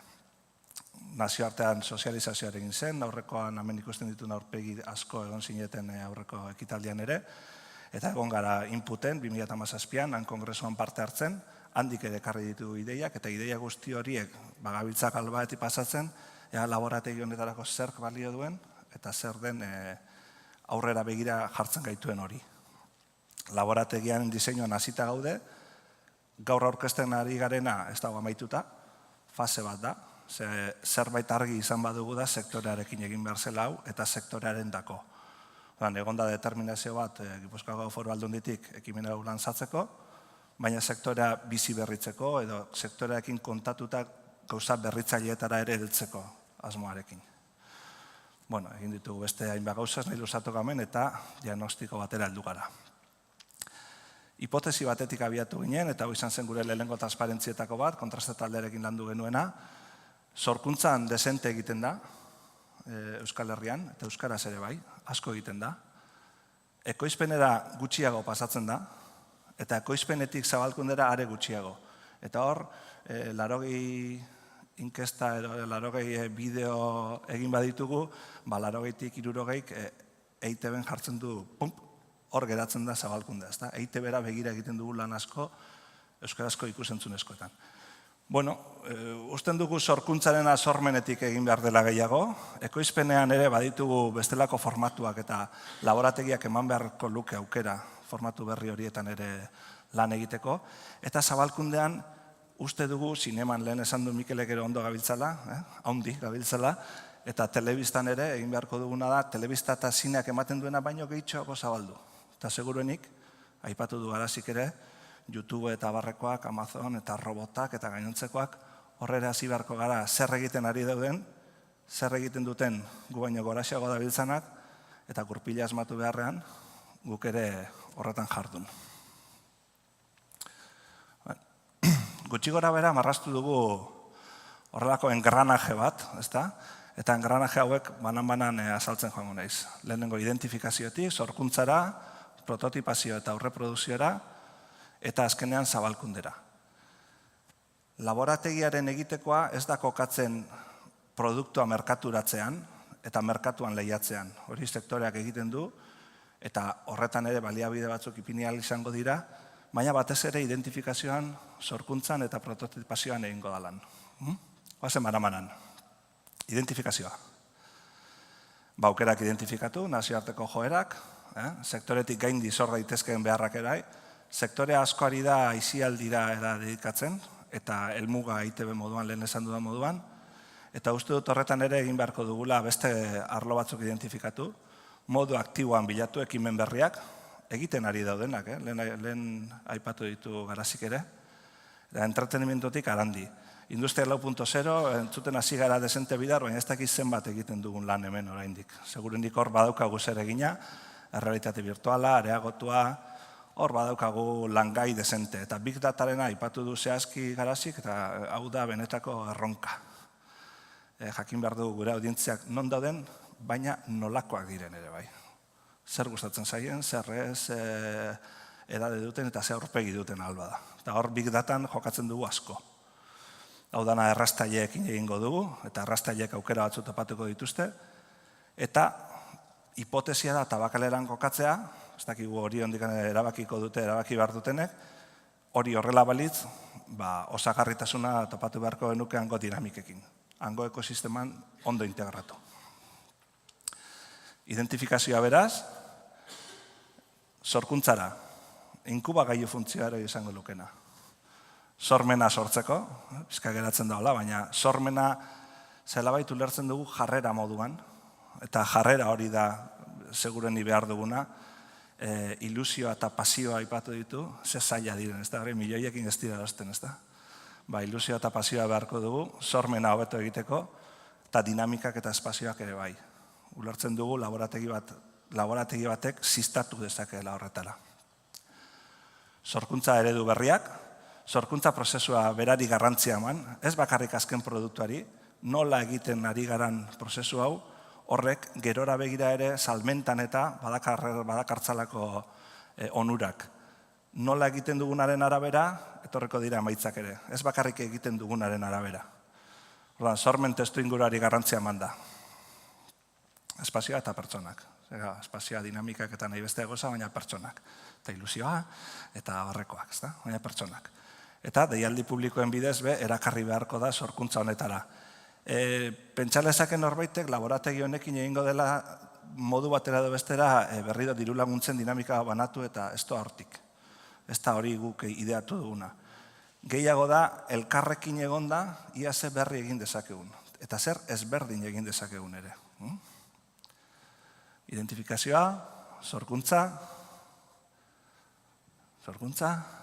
eta prototipazioa, edo aurreprodukzioa, azeleragailua deitzen dioguna guk, hor koete batekin marrastu duguna, potentzialki arrakastatzua direnetan zentratzea uste dut egin beharrekoa dela, hainbat proiektu daude, Euskal Herrian eta Euskaraz ere proiektu asko daude, baina zentratu behar gara arrakastan. Arrakastaren kakoak marraztu ditugu lehen ere, horiek edo adosten ditugunak sektorearekin eta barrekoekin izan beharko dira aurrera egiteko beharko ditugunak, eta lan eremu bat sortu horretarako.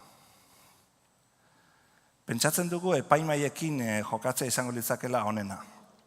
Hau da, proiektuak identifikatu, arrakastatzuak izan daitezkenak aukeratu, nork egiten du hori. Epaimai bidez. Ikusi dugu beste esperientzia batzuk kanpoan, horrela egiten direnak, eta epaimaiak beharko du batzutan izan sektorea bera, eta beste batzutan sektorearekin lotuta egongo diran beste ente batzuk. Ente, pertsona, norbanako edo dena delako. Hau da, sektorea bera izan daiteke produktu sortzaile, baina batzutan baita epaimaiko ere. Dinamika bat sortzen badugu laborategi honetan, laborategi horretan egon daiteke sortzen, X produktu, baina Y-arenari epaitzen ere. Eta uste dut horrek eman lehikela onura desente. Eta liderren coworking espazioi garrantzia emon, liderrak beste modu batzutara ere aipatu ditu garazi, baina pentsatzen du liderren kontua ez dela edozein txorakeri, eta beharko dugula horrelako espazioetan eta lider batzuk egon. Eta hautatu beharko dira, izendatu beharko dira, sortu beharko dira, ikusi beharko dira. Liderrak hautatu baino egiten dira, ez da, eta fitxatu beharko dira horiek. Eta prototipazio eta aurreprodukzionetan izango ditugu aholkularitzak, diru-iterren identifikazioa, zabalkunde kontaktuak, datu baseak eta abarrekoak. Eta azkenik, goazen bueltan engranaje guztiekin zabalkundera, eta gero aipatuko dugu hemen sektorea dagoela, engranaje hori guzti horren oinarrian. Zabalkundean tokatuko zaiona laborategion hilantza da agerikotasuna ematea. Bertatik pasako direnei zelabait zigilu batero jartzea. Eta laborategi honetan hau honela landu da, hau egin dugu, produktu hau edaude, eta badute zigilu hau. Arrakasta izango du, edo ez. Baina zigilu horrekin joango da, eta klaro, desiragarrien alitzateke, zigilatua dauden horiek bide bat egin alizatea. Arrakastarekin bai, baina ito barik. Esan nahi da, produktu asko ezagutzen ditugu ikusentzunezkoetan, arrakastara deituak ez zeudenak, baina arrakastatu izan direnak. Orduan hor kontu zibili beharko da, ez beti audientzi bakarri begiratu beharko zaio arriesgatzeari ere bai, zamen horretan eskara inonak arrieskatzen, dirua lotuta daukagunean egiten dira arriskuak hemen, eta behar bada horretan ere lagundu dezake laborategiak, hainbat diru poltsatxotik tira eginda, arriskuan ere parte hartzen. Harreman zuzena beharko du laborategi honek, gukala irudikatzen dugu bintzat, EITB-rekin, nola ez? Nazioarteko kontaktuak, egina daude batzuk eta egin beharko dira gehiago, eta internet sareekin, internetek asko errazten digu eta erraztuko digu laborategi honetan. Interneten garrantzia, ez naiz luzatuko hemen. Engranaje guzti hauek, gune guzti hauek, ikusten ditugu sektorea mugitzeko eta sektorearekin mugitzeko dena batera. Eta horretarako planteatzen da laborategi honetan sektoraren erraztaile batzuk kokatzea. Erraztaileak, dinamizatzaileak, begiraleak, ez dakit, erraztuko dutenak produktu aurrera eramatea. Horretan, lan isolatutik talde multidisziplinaretara egin beharko du salto. Ikusi dugu hainbat dinamiketan honek duen garrantzia. Gure taldeetan bakarrik ikusentzunezkoaz dakienak egotea utzi eta zergatik ez arkitekto bat sartzea, edo zergatik ez abokatu bat, edo horrek ematen dio beste egite bat eta ateratzen dira gauza berriak, formazioa, ezinbestez, datu baseak, sektorearena, hasi gara lantzen eta urtebete honetan egin dugu datu base txukun bat, baina hasiera baino ez da, oinarria da, eta egin beharko du desente gehiago. Horregongo dira datua danetik sektorearenak, baliabideak, diru laguntzak, nun eskatzen diren, noiz eskatzen diren, plazoak, ekimenak, azpiegiturak. Sektorean bertan badago asko, Sektorean bertan badago azpiegiturak alokatzen dituen jendea, sektorean bertan badago baliabideak dituena, edo ekimen ezberdina martxan dituena, kontua gehiago da hori saretzea. Saretzea baino, sare egitea. Eta sare egite horretan, denok irabaztea. Elkargune bat izango da, hortik ibili garenean beste laborategi batzuk eta ikusten ez da, coworking eta hub eta hitz magiko bihurtzen dira hori guztiak, kasi da leku eroso bat egotea, jendea erakarriko duena, eta jendeak ikusiko duena hor zertan hobetu dezaken bere proiektua. Eta sektorea gertutik jarraituko da. Ekimen bideratzaile konkretuak ere martxan ipini beharko dira, hainbat ekimen badaude, interesgarria direnak, esaterako gure esperimentazioetako bat goazen da, hori berez da interesgarria, berez da arrakasta, igual beste pixka bat gehiagorekin, zabaltzen dugu beste esparru batzutara eta internetet konkistan hasten gara, ezta. Olako kontuak, uste dugu elkarlanean eta elkarrekin egon da, desente hobetu daitezkela. Orduan, gutxi gora bera, azaltzera etorri garena da, hain zuzen be, engranaje guzti hauekin, engranajeak asko ez dira ikusten, ez da? Hor daude engranajeak, eta engranaje guzti hauekin egin genezakeela ziztatzaile lana, zela baita esaterren. Sektorea bera egon daitekela hemen, sektoreak dituen beharrei erantzuten. Eta horretarako apustu bat badago, leku bat egongo da, diru bat egongo da, eta errestaile batzuk egongo dira. Hemen zelan funtzionatuko den, deialdika, funtzionatuko den proiektu interesgarriak hautatuta, funtzionatuko den, segurenik modu ezberdinetara funtzionatuko da, beste eredu batzutan ere horrela ikusi dugulako. Baina errestaile horien lana izango da, engranaje horri martxa matea, olioztatzea zelan baita. Onaino heldu gara, ez daukagu faktoria fizikoki diseinatuta, ez daukagu lan gehiago egin dau nola eta, segurenik hemen handikan falta dira gauza desente, eta kontua da hau, zuekin batera egitea.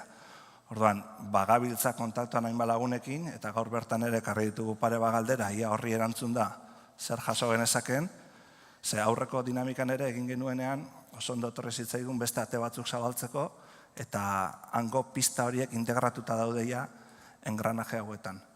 Orduan, pentsatzen dut gaur ere, hainbat pista jaso ahal izango ditugula, eta pista horietatik tira eginda laborategi hobe bat diseinatzea badagoela. Orduan, onaino nirea, eta pasako gara, pasatzen pasako gara talde dinamikara. Oso motzean egingo dugu, ez du 40 minutu baino gehiago iraungo, 2 galdera erantzute izango da kontua, eta orduan iruditzen bazaizue pasatuko gara mai txiki horietan kokatzera, bakoitzaren izenakan papelean dituzue markatuta, eta egingo duguna da talde txikietan jarri, egongo da zuekin dinamizatzaile bat, eta oso minutu gutxitan erantzungo dugu pare bagalderari.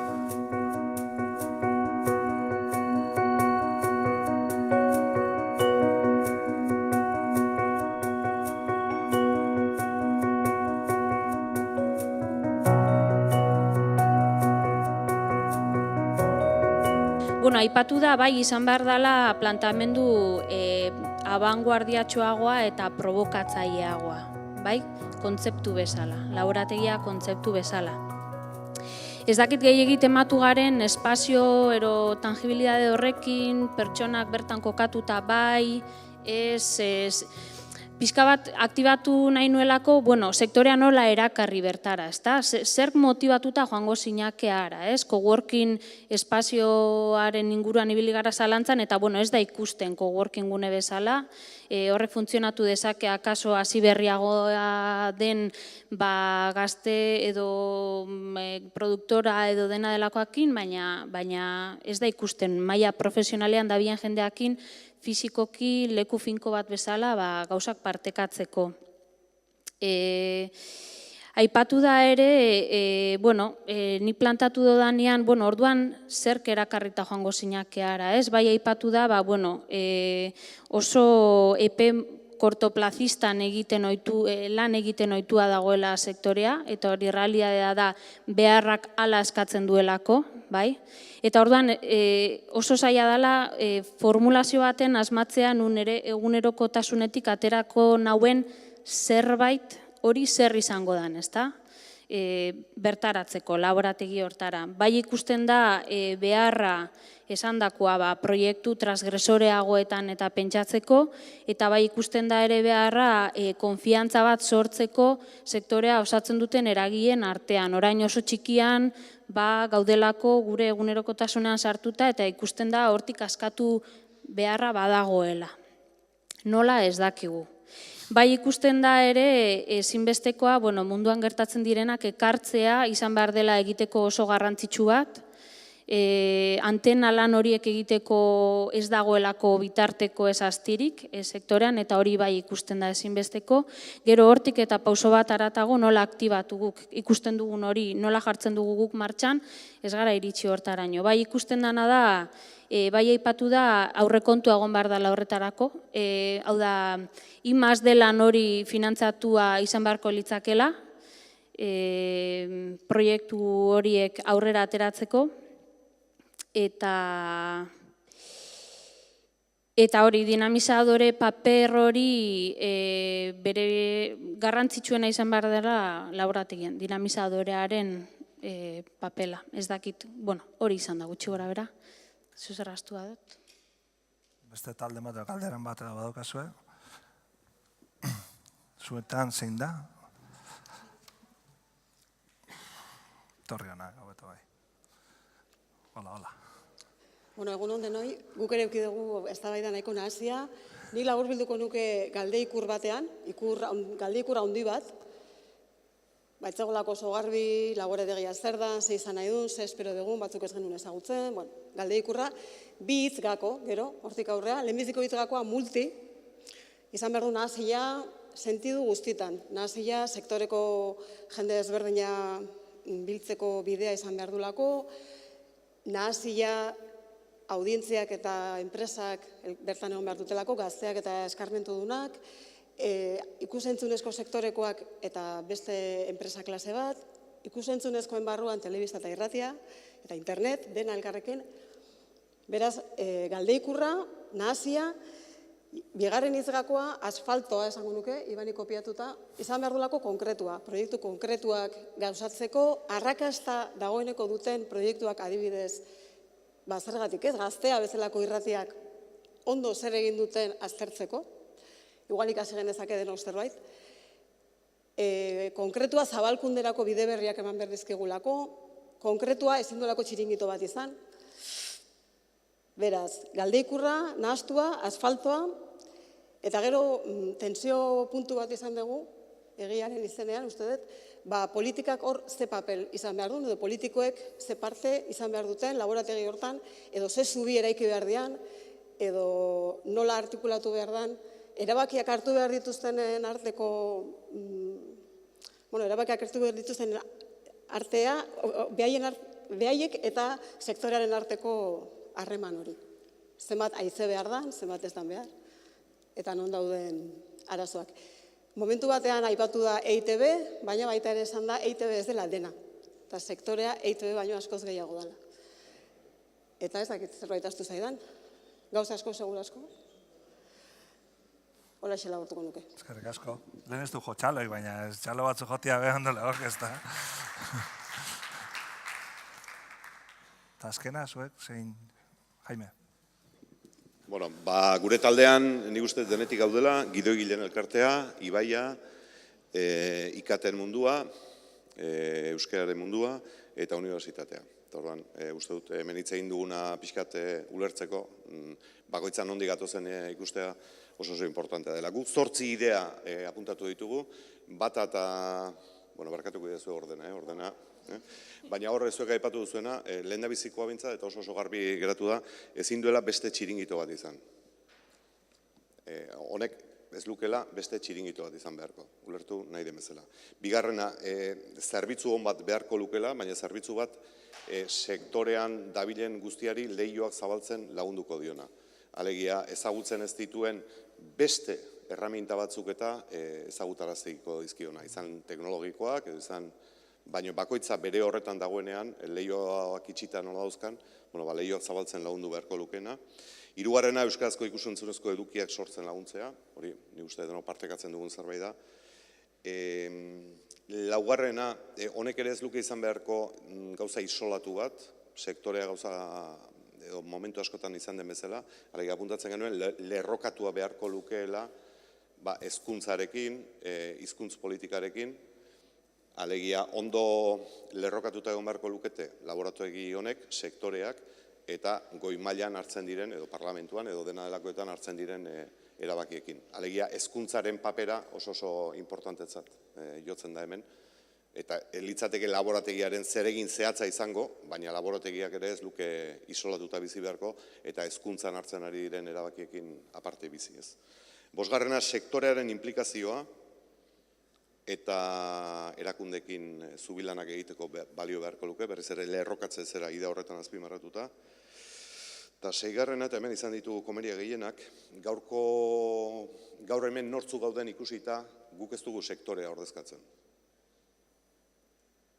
Hemen sektorea dirutan hartzen badugu, sektoreak mugitzen dituen diruak ez daude hemen ordezkatuta. Orduan, laborategi honek sektorea seduzitu egin beharko luke, seduzitzeko gaitasuna beharko luke. Eta orduan, aztertu beharko litzateke, sektorea seduzitzeko laborategi honek ze gaitasun daukan, eta nola seduzitu, ze bestela alferrik ibiliko litzateke. Sektorea berez ez da arrimatuko, ez badu zerbait oso interesgarria, eta galduko lukeena laborategiak sortzen. Orduan, hor beste galdera ikur zera jarri dugu. Berbadanik hor neonek apuntatuko nuke, laborategiak autoritatea irabazi beharko luke, bere lanarekin, eta itzale ere bai, benetan nahi badugu sektoreak aintzat hartzea. Baina gaur, hemen, sektoreak herri honetan ikusentzunezkoetan mugitzen den sektorea ez gaude. Zazpigarren kontuak, gidoigileen mundutik etorri zaiguna eta apunte zera bat, baina nik uste beste gauzetarako balio duela. Gidoiak eskatzen ditugunean, nekez izango dugu arrobion bat, jendea ez badugu zaintzen, eta ez badugu segurtasun bat ematen. Inork ez daukagu zalantzarik, arkitekto bati proiektu bat eskatzen diogunean, proiektu ordaindu egiten dioguna. Inork ez daukagu zalantzarik, konsultore bati diagnostiko bat eskatzen diogunean, ordaindu egiten dioguna. Ez dakit, gidoigilei eskatzen diogunean, ordaintzen dizkiegun proiektuak edo zerak ez. Eta orduan, hor, adibidez zehatz hori. Eta amaitzeko ekarpena, hemen agertu dena behintzat, bakoitzak bere ekarpena izan dezake bai implikazioan, bai komunikazio eta zabalkundean, eta egin behar dagoen zubi horretan, alegia sektorea, politika handiak eta laborategia izan litekeela hor zubi lana egin dezakena. 8 puntuik. Zondo. Eskerrik asko. Hau zan gutxi gara bera nahi ginoan abe, jasotzia sektore parte honek esaten dituen gauzak, eta horrek be proiektua gehitu eta zabaltzen joan. Segurenik gaur bertan be zabaldu dira beste arrama batzuk. Politikari zena esaterako bitaldetatik urten da, ez da? Lotura hori beharko lukela eta bar. Bueno, seguramente horrek be langai geratuko dira. Txiringituana bigarren aldiz urtetzen dena da, aurrekoan be urten zeban, eta zeo zer nahi espada hori da, hain zuzen be. Hori txiringito ez izatian arduradun, sektoria bera be izango da. segun zelan antolatzen gazen eta segun zer egiten den, bihurtuko da, ero ez da. Eta orduan, ez da bakarrik txiringito bat sortzia ez da nahi, hori da guri heldu jakun mesua behintzat, horretarako lan enbiako. Eta horretarako lan hau etxea guretzako ederra izan da, eta eskerrik asko, ez galduzatuko gehiago honekin.